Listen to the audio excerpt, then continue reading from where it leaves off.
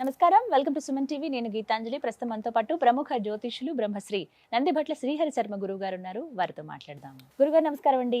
వాగర్థావివ సంపృక్తౌ వాగర్థ ప్రతిపత్తయే జగతః పితరౌ వందే పార్వతీ పరమేశ్వరౌ. సదాశివసమారంభాం శంకరాచార్య మధ్యమాం అస్మదాచార్య పర్యంతం వందే గురు పరంపరాం. ఆదిత్యాయ చ సోమాయ మంగళాయ బుధాయ చ గురుశుక్ర శనిభ్యశ్చ రాహవే కేతవే నమః. శృంగేరి జగద్గురు పీఠాధిపతులకి, కంచి పీఠాధిపతులకి నమస్కారములు తెలియచేసుకుంటూ కార్యక్రమాన్ని ప్రారంభిద్దాం. గురుగారు, కార్తీక మాసం దాదాపుగా సగం పూర్తయిపోయినట్లే. అయితే కార్తీక మాసం అనగానే సోమవారాలు చాలా విశేషంగా చెప్తారు. అలాగే ఏకాదశి, ద్వాదశి, పౌర్ణమి అనేది ఇంకా విశేషం. అసలు మాసం అంతా చేసినా చేయకపోయినా ఒక్క పౌర్ణమి రోజు ఉపవాసం ఉండి ఒత్తులు వెలిగించి ఆలయానికి వెళ్ళి అక్కడ కాసేపు గడిపి ఆ రోజు అంతా పూర్తయిన తర్వాత ఉపవాసాన్ని విరమించి ఇక చాలు, ఇంకా సంవత్సరం అంతా మనం పూజ చేసుకున్నటువంటి భాగ్యం అని అందరం భావిస్తామండి. అయితే మీరు ఒక మాట అన్నారు లాస్ట్ టైం వీడియోస్ చేసేటప్పుడు, పౌర్ణమి ఎంత విశేషమో అంతకు మించిన విశేషమైన రోజులు ఇంకా ఉన్నాయమ్మా కార్తీక మాసంలో అన్నారు. వాటి గురించి ప్రత్యేకంగా ఒక వీడియో చేద్దామని. అయితే ఇంకా ఆ రోజు ఇప్పుడు ఉందా అండి, లేకపోతే 15 రోజుల ముందే పూర్తయిందా? ఆ వివరాలు తెలియచేయండి. ముందుగా వీక్షించేటువంటి సుమన్ టీవీ ప్రేక్షకులకి గమనిక, ఈ కార్తీక పౌర్ణమి సందర్భంగా ఊర వాడవాడల అందరూ కూడా భక్తి ప్రపత్తులతో దీపారాధన, ఈ యొక్క ఈశ్వరుని ఆరాధన అనేటువంటిది చేస్తూ వచ్చారమ్మా. అవును. కానీ పంచాంగములు తిరిగేస్తూ ఉంటుంటే ఈ కార్తీక సోమవారాల మీద దృష్టి పెట్టినప్పుడు ఒక అద్భుతమైనటువంటి విషయం కనబడిందమ్మా. అంటే ఈ క్రోధినామ సంవత్సరం ఈ కార్తీక మాసానికి మాత్రమే పరిమితమైనటువంటి రోజుగా చెప్పవచ్చని నా పరిశీలనలో. ఎందుకనంటే శివ పరివారానికి సంబంధించినటువంటి అందరికీ సంబంధించి కలిసి వచ్చే రోజు ఒక రోజు. అంటే ఈశ్వరుడు, అమ్మవారు, వినాయకుడు, కుమారస్వామి, వీళ్ళందరికీ కూడా ఈ శివ పరివారమే కదమ్మా. ఈ నలుగురే శివ పరివారం. ఈ శివ పరివారానికి సంబంధించి అన్నిందరికీ కలిసి వచ్చిన దేవతారాధన కలిసి వచ్చిన ఏకైక రోజు ఇప్పుడు రాబోతుంది 18వ తారీఖు, 3వ కార్తీక సోమవారం. మూడవ కార్తీక సోమవారం. ఎందుకనంటే అమ్మవారికి అంటే గౌరీదేవి తిథిగా అనగా అధిపతిగా ఉన్నటువంటి తిథి ఏంటి? తదియ తిథి. తర్వాత సోమవారం, కార్తీక సోమవారం ఈశ్వరుడు. మళ్ళీ ఈశ్వరునికి ఇంకొక ప్రత్యేకత ఉంది. ఆ రోజున ఉన్నటువంటి నక్షత్రం ఏంటమ్మా? మృగశిర నక్షత్రం. మృగశిర నక్షత్రానికి అధిపతి ఎవరు? కుజుడు. కుజునికి అధిష్టాన దేవత మళ్ళీ సుబ్రహ్మణ్య స్వామి. అంటే ఇక్కడ సుబ్రహ్మణ్య స్వామి యొక్క సంబంధం కూడా వచ్చి చేరింది. ఇక 4వది వినాయకుడు. ఆ రోజున సంకష్టహర చతుర్థి, 18వ తారీఖు రోజున. అంటే మధ్యాహ్నానికి వస్తుందండి. అంటే ప్రదోషకాల సమయంలో చతుర్థి ఉంటే కనుక ఆ రోజే చేసుకోవాలి. సంకష్టహర చతుర్థి సోమవారం 18వ తారీఖు అయింది. అంటే వినాయకుడు, ఈశ్వరుడు, అమ్మవారు, కుమారస్వామి, సుబ్రహ్మణ్య స్వామి నలుగురికి సంబంధించినటువంటి రోజుగా చెప్పబడి ఉంది. కాబట్టి ఈ రోజున ఎవరైతే వీక్షిస్తున్నటువంటి ప్రేక్షకులు 3వ కార్తీక అంటే తెలిసి తెలియక కూడా చాలా మంది భక్తి ప్రపత్తులతో ఈశ్వరుని ఆరాధన చేస్తారు. అది అందరూ చేస్తారు. కానీ ఇప్పుడు మనము చెప్పబోయేటువంటిది తెలుసుకొని ఇంకా కొంత సమయం మన దేవతారాధనకి గనక వెచ్చించుకుంటే మరింత పుణ్య ఫలితము. అసలు చెప్పాలనంటే ఈ కార్తీక మాసం అంతా కూడా చేసిన పుణ్య ఫలితం ఒక్క రోజుకే వస్తుందేమో అన్నంతగా ఆ కలయిక ఉందమ్మా. మరి ఏం చేయాలంటే ఆ రోజున సాధారణంగా వివాహం కావాల్సినటువంటి అమ్మాయిలు ఆ రోజున కాత్యాయని వ్రతం చేయండి. ఎందుకంటే మృగశిర నక్షత్రం ఉంది కదా, అమ్మవారు కాత్యాయని వ్రతం చేసేటప్పుడు అమ్మవారు అధిష్టాన దేవత కాత్యాయని. అంటే తదియ తిథి కూడా కలిసి వచ్చింది, సోమవారము అయ్యింది. కాబట్టి వివాహం కావాల్సినటువంటి అమ్మాయిలు కాత్యాయని వ్రతాన్ని అనగా పుస్తకం బయట షాపులో పుస్తకంలో దొరుకుతుంది. కాత్యాయని వ్రతాన్ని ఆచరించి ప్రదోషకాల సమయంలో ముత్తైదువుకి పిలిపించుకొని, ఒక్కరిని కానీ ముగ్గురిని కానీ పిలిపించుకొని వారికి స్త్రీ అలంకరణ వస్తువులు అంటే అద్దము, దువ్వెన, కాటుక, గాజులు, రవిక బట్ట, పూలమాల, పసుపు, కుంకుమ ఇవన్నీ కూడా ఆ ముత్తైదుకి వాయనం ఇచ్చి ముత్తైదుకి భోజనం పెట్టి తాంబూల దక్షిణ ఇచ్చి చేస్తే ఆ వ్రతం యొక్క సంపూర్ణ ఫలితం దక్కుతుంది. ఇది వివాహం కావాల్సినటువంటి వాళ్ళకి. ఇక ముఖ్యంగా కుజదోషం ఉన్నటువంటి వాళ్ళు కూడా ఈ కాత్యాయని వ్రతం సోమవారం చేయొచ్చు. సాధారణంగా మంగళవారం నాడు చేసుకుంటారు. కానీ ఈ సోమవారం, కార్తీక సోమవారం మృగశిర నక్షత్రము తదియ తిథి కూడా ఉన్నటువంటి కారణం చేత ఆ విధంగా చేయండి. ప్రదోష కాలంలో ముత్తైదుకి దానం ఇవ్వడం.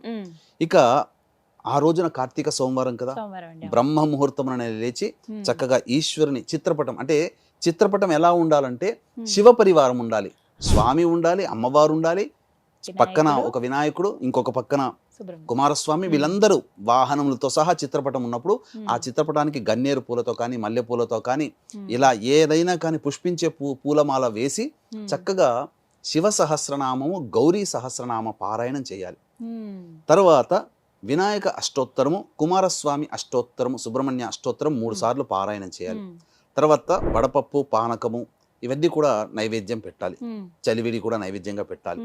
ఇక కుజదోషంతో బాధపడుతున్నటువంటి వాళ్ళు సుబ్రహ్మణ్య స్వామి అనగా శివాలయానికి చేరుకుంటే ఆ శివాలయంలో శివ పరివారం అంతా ఉంటారు. గణపతి ఉంటాడు, సుబ్రహ్మణ్య స్వామి ఉంటాడు, అమ్మవారు ఉంటాడు, ఈశ్వరుడు ఉంటాడు.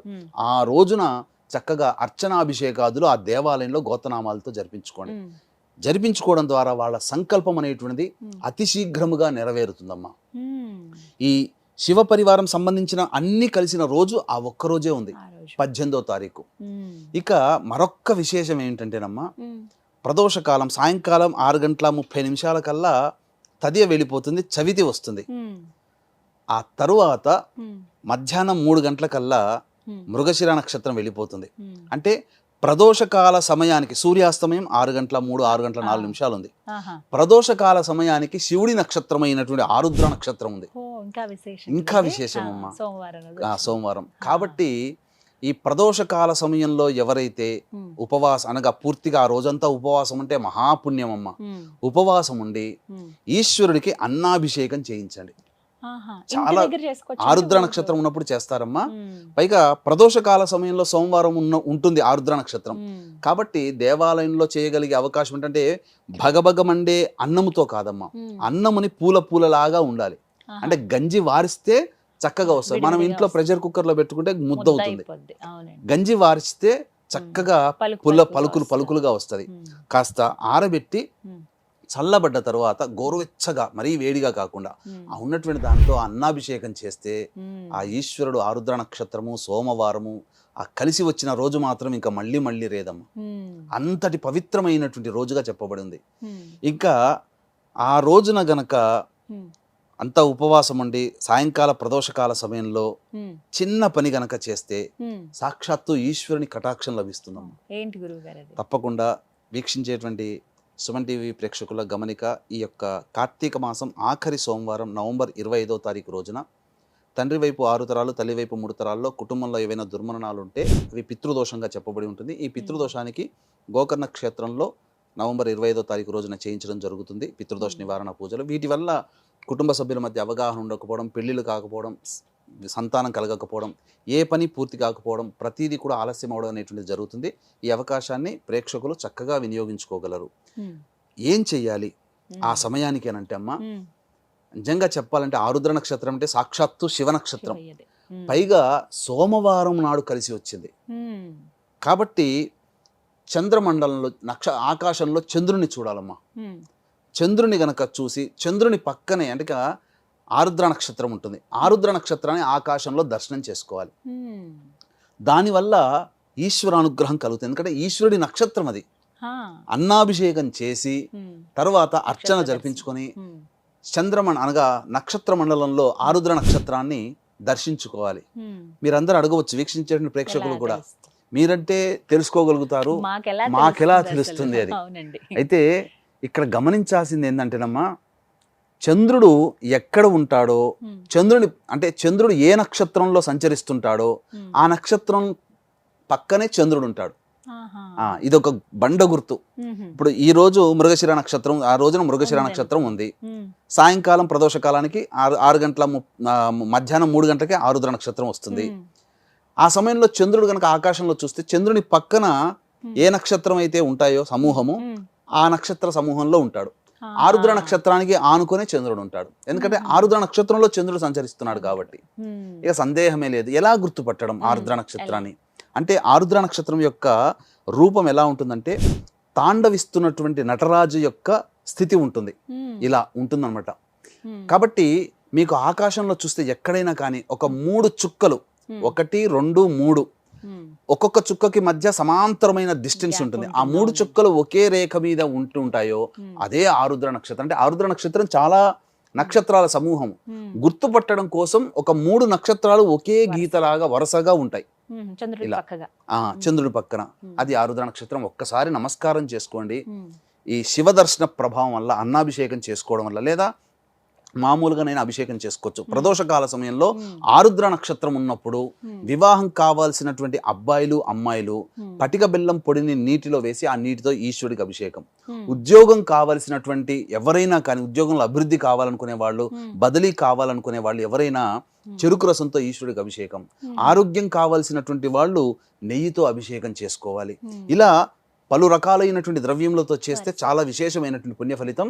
ఆ ప్రదోషకాల సమయంలో చేసి అర్చన చేసి ఈశ్వరుని దర్శించుకోండి. చాలా పుణ్యమైందమ్మా. మళ్ళీ ఒకసారి చెప్తున్నానండి, కార్తీక 3వ సోమవారం అయింది, తదియ తిథి అయింది, మృగశిర నక్షత్రం ఉంది, సంకష్టహర చతుర్థి, కుజునికి సంబంధించిన నక్షత్రం, సుబ్రహ్మణ్య స్వామి నక్షత్రం, పైగా ఆరుద్ర నక్షత్రం. ఈ 5 రకాలైనటువంటి యోగాలు కలిసినటువంటి శుభ సమయం అది. పైగా సాధ్య యోగం కూడా ఉందమ్మా, వణిజాకరణం ఉంది. ఇవన్నీ కూడా సంపూర్ణంగా యోగాన్ని ఇచ్చేటువంటిదమ్మా. కాబట్టి వీక్షించేటువంటి ప్రేక్షకులు ఏమాత్రం కూడా అలసత్వం చేయకుండా మీ భక్తి ప్రపత్తులతో ఆ యొక్క సంబంధించినటువంటి దేవతారాధన చక్కగా చేసుకోండి.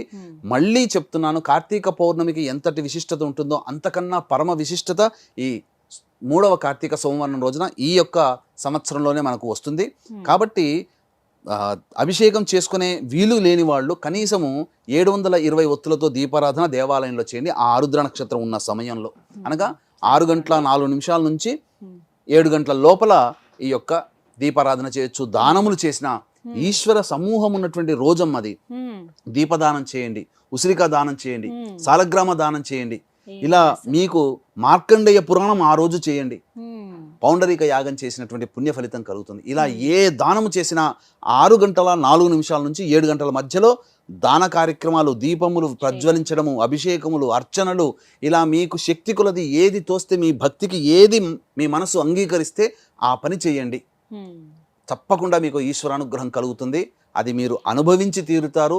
ఆ శివానుగ్రహం కలిగిందంటే 1,00,00,000 వంతులో 10 కోట్ల వంతు మనకు లభించిన, మనం తరతరాలు కూడా ఆనందంగా శివానుగ్రహంతో జీవిస్తామని చెప్పడంలో ఏమాత్రం సందేహం లేదమ్మా. చాలా విశేషవంతమైన రోజు అని చెప్తున్నాను కదండి. తప్పకుండా, అంటే ఒక సెంటిమెంట్ ఉంటుంది చాలా మందికి, కార్తీక మాసం అంతా చేయలేకపోయినా పౌర్ణమి లేకుంటే 3వ సోమవారం చేద్దామని. అలా చేద్దాం అనుకున్న వాళ్ళకి ఇంకా ఇంకా మీరు ఇంకా చాలా మంచి మాట అన్నారు, నాకు తట్టలేదు ఈ పౌర్ణమి రోజున. ఎందుకంటేనమ్మా, పౌర్ణమి రోజున ఊరు వాడవాడాలు అందరూ చేస్తారు, కానీ చేయలేని వాళ్ళు కూడా చాలా మంది ఉంటారు. ఆ రోజు ట్రైన్ లో ఉండేవాళ్ళు, ఆడవాళ్ళు మగవాళ్ళు వేల మంది, ఫ్లైట్ లో ఉండేవాళ్ళు, బస్సులో ప్రయాణం చేసేవాళ్ళు, సొంత వెహికల్స్ లో ప్రయాణం చేసేవాళ్ళు కార్తీక పౌర్ణమి రోజున చేయలేరుగా. అయ్యో ఆటంకాలు వచ్చిన వాళ్ళు, ఆడవాళ్ళకి ఋతుక్రమం ఆటంకాలు వచ్చి, లేదా ఎవరైనా మరణించి వచ్చి మహిళ సందర్భంలో ఉండి ఆ రోజు చేయలేని వాళ్ళందరికీ కూడా ఈ 3వ కార్తీక సోమవారం నాడు గనక చేస్తే అద్భుతమైన ఫలితం అమ్మా. ఎందుకనంటే శివ పరివారము, శివ సమూహము, శివ కుటుంబము అంతా ఒక్క రోజున చేరినటువంటి రోజమ్మది. మళ్ళీ 4వ సోమవారం లేదు.